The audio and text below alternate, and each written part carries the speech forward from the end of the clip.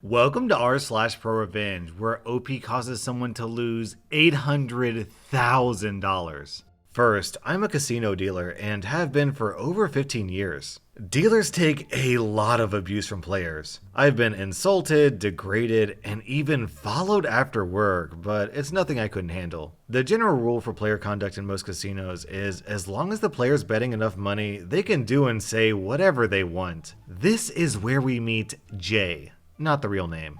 This guy was a piece of work. He would cuss the dealers out, scream at them every hand, throw his cards. The first time I dealt to him, I tried telling him not to throw his cards at me when the floor stopped me and told me to never correct him and just deal with it. Even when he was winning, he would be a horrible douchebag. And what was worse was the lady that would come with him every week. She looked like a working girl, and the whole time she would sit there, silent, just watching as he went off on the dealers. Every once in a while, when he calmed down, he would give her a kiss, and when she left the table to use the bathroom, he would make very obscene comments about what he was going to do with her in the hotel after he cashed out. He was horrible, and I had to see him every Wednesday for years.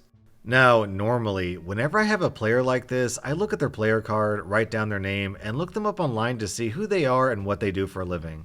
The problem here was no one knew his name. He only ever wanted to be called Jay and didn't have a player's card. He never lost more than what was required to get his social security card, so he remained nameless for years. No one knew anything about him, not his profession or if he had kids. He wouldn't even talk about sports. He was a complete enigma. I made it a goal of mine to find out who this guy was, and after 2 years, I finally got my chance thanks to an unlikely encounter.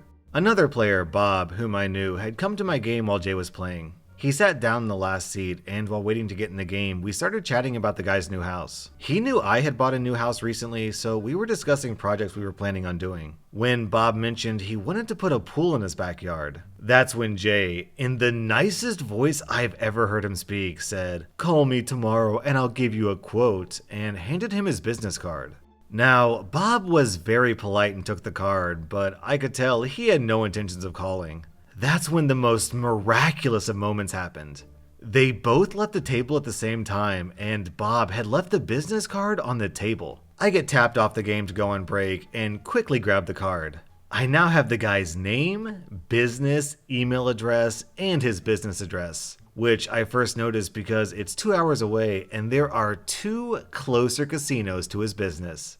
That night, I scoured the internet for any information on this guy. I had no idea what I was planning at the time. I could try to mess with his business. Maybe email him pretending to be interested in his services and have him drive to some random's house. Ideas kept going through my head until I found the big bombshell about this guy. He was married, but not to the girl I kept seeing at the casino. I found his wife's Facebook page and started going through her history. They looked like a normal, happy couple. After a while, I figured out what was going on. She owned some businesses in another state and would fly out every Wednesday morning to handle the businesses. And he would drive 2 hours to a casino away from home so no one would recognize him. Very common in the industry. But the girl he was with, that was the big question. This is where the revenge comes in. I got his wife's email address off the internet. I had a friend of mine come into the casino and very discreetly take a picture of Jay every Wednesday for a month. He made sure to get both Jay and the woman he was with in every shot. The last Wednesday the pictures were taken, I waited till Jay was getting ready to leave. As he was exiting the casino, I emailed the pictures to his wife from a throwaway address. The next day, he came storming into the casino demanding to know who contacted his wife. He made a huge scene and was visually raging. He made a bunch of threats to sue the casino and all the employees. He got so heated, he told one of the pit bosses to F off or I'll kill you, which was enough to have him banned for life. Security had to detain him, and that was the last time we ever saw him.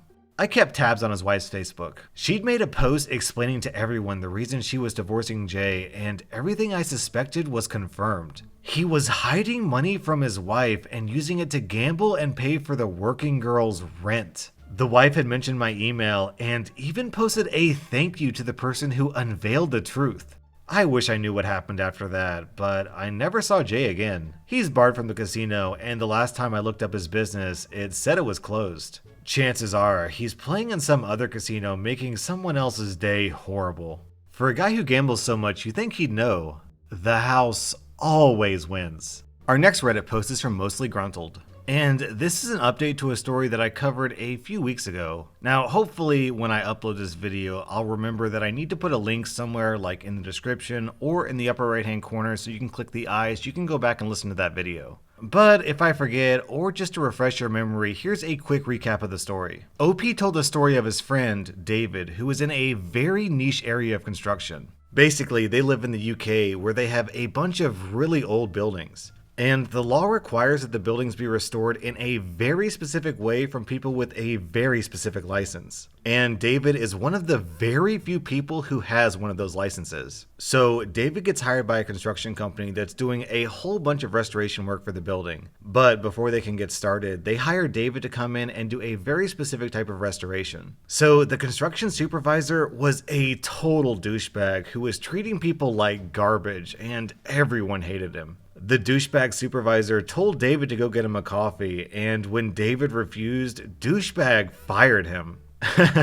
And it turns out David is like one of 12 people in the entire country with the license to do this work. So construction was completely halted, which was costing the company tens of thousands of dollars in delays. And the only thing David wanted before he would go back to work is to just get an apology from that douchebag. But of course, douchebag refused, so David didn't take the job, and that's where the post ended. Now, on to the update. So the context here is that the company hired a new guy, Stefan, who they believed could do the work.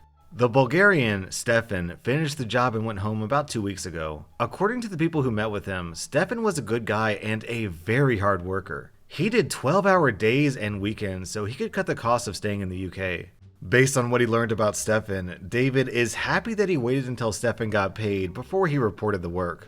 David was already fairly sure that Stefan wasn't doing the job correctly. He checked the 3 firms who are the only UK suppliers of the most obscure materials involved in the job, and none of them said they'd had an order for the site. Of course, it was possible that Stefan imported it, but nobody on site had seen an overseas material order. So, as planned, David contacted the local authority planning department, the client and the architect, and an organization called Historic England. He explained his concerns and the easiest, least intrusive way of testing. Then he waited for them to look into it. It only took a couple of days, but I can honestly say that I've never been so anxious or felt so invested in something that's none of my pissing business. The first report came from the architect.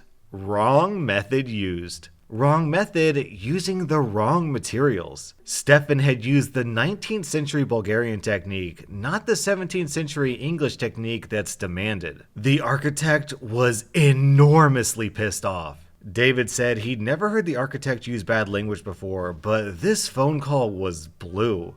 Apparently, the douchebag was called that ignorant effing cockwomble by the architect. David asked me what a cockwomble is. I had no idea. Suggestions welcome. And to all my listeners out there, if any of you have any idea what a cockwomble is, please let me know in the comments. The architect said he was going to contact the local authority because he doesn't want them to think this is anything to do with him. Most of the rest came to David's second or third hand. He knows some of the stuff from ACC. I asked if it was difficult to get them to tell him anything. He said they can't pick the phone up fast enough. The local authority planning officers visited the site and inspected the work. They told the contractor that the work was entirely wrong and must be cleared and done properly. Then it got interesting. The inspectors had a look around the site. They found an issue. I can't be specific about this because it would be too easy to identify the building involved. The contractor destroyed part of the building.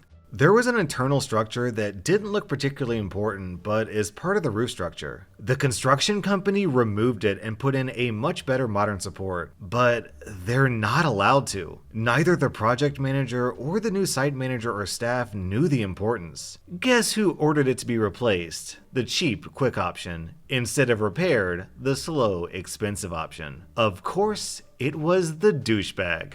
It's a criminal offense to destroy anything on this type of property. Jail time type of crime. Even if they don't go to jail, it's a massive fine. So now, everybody in that company is pointing fingers at each other and claiming no responsibility. The douchebag claimed that he didn't give the order to take out the internal parts of the roof structure. The project manager has email evidence that he did. On Tuesday the 19th, the client ordered all the contractor staff off the site. They're having everything examined. It's almost certain they're firing the contractor. They've issued instructions for bids from new contractors. They'll also sue the contractor for the cost of repairing and replacing everything they've done wrong. The architect's estimate was £800,000. The local authority planning department wrote to the contractor outlining what they've done wrong and advising them of their plans to inspect the possibility of prosecution. According to the staff, douchebag disappeared from the lawyers on the day the letter arrived. David had 3 different people from ACC phone him within an hour when the news of the letter circulated around the staff. So now we're waiting for a few things. 1, the client's inspection. If that confirms that ACC has damaged the site, then the client has the right to fire the contractor. The contracting company doesn't get paid, and they have a massive repair bill. 2, the local authority inspection by the conservation experts. If the construction company destroyed features in the property, the local authority will prosecute ACC as a company and the person who ordered it. David is very unhappy because the internal structure that's been destroyed can't be replaced. In his words, that wood has been sitting there doing its job for 400 years until that effing jizz stain comes into the picture. Then it's gone and that's it. Never again. He seems genuinely sad.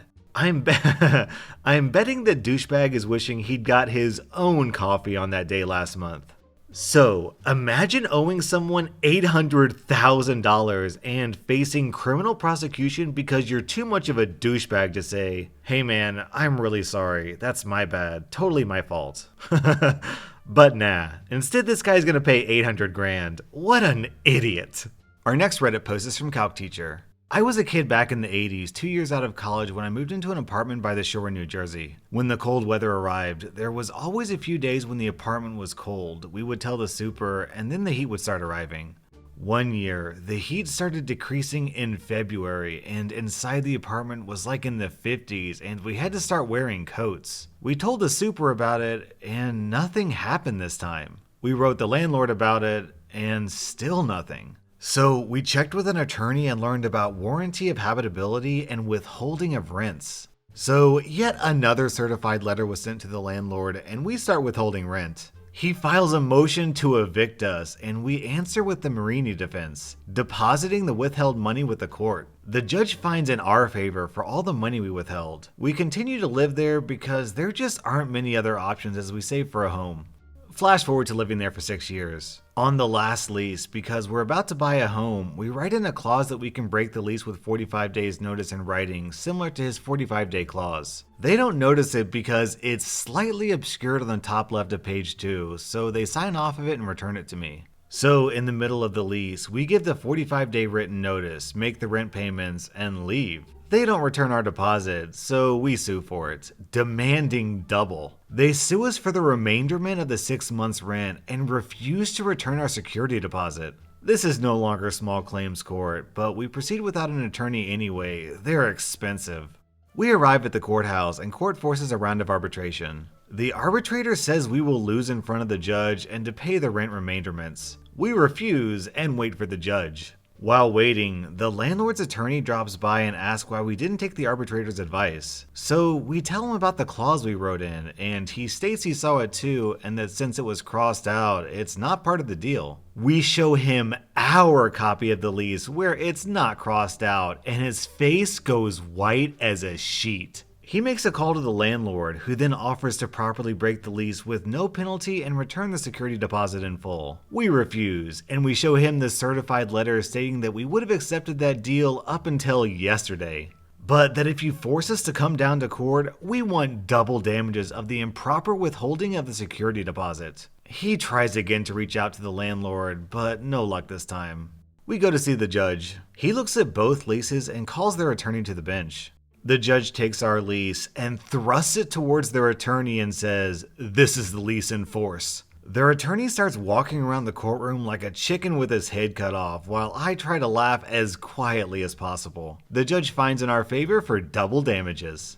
We receive nothing for a week, and I go back to the courthouse where the clerk says they should pay the judgment immediately and tells us about chattel execution and gives us the form. A couple of weeks pass, and a check appears from the landlord. Another month passes, and we get a call from the court. They have our money. I told them the landlord had sent a check a while back, so it's all good. She tells us that we should have informed the court that we got the money to stop the chattel execution from occurring. The court sent the sheriff to their office and confiscated office equipment and sold it at an auction to satisfy the judgment. They said don't worry, they'll just return the money to the landlord. That's the revenge. Getting the money and having them experience the abrupt seizing of their assets at their place of business. Having it sold at auction and then having the money returned to them. Major pro-justice. That was rSlash and if you like this video, let me know by hitting that like button because it really helps my channel grow by promoting it in the YouTube algorithm.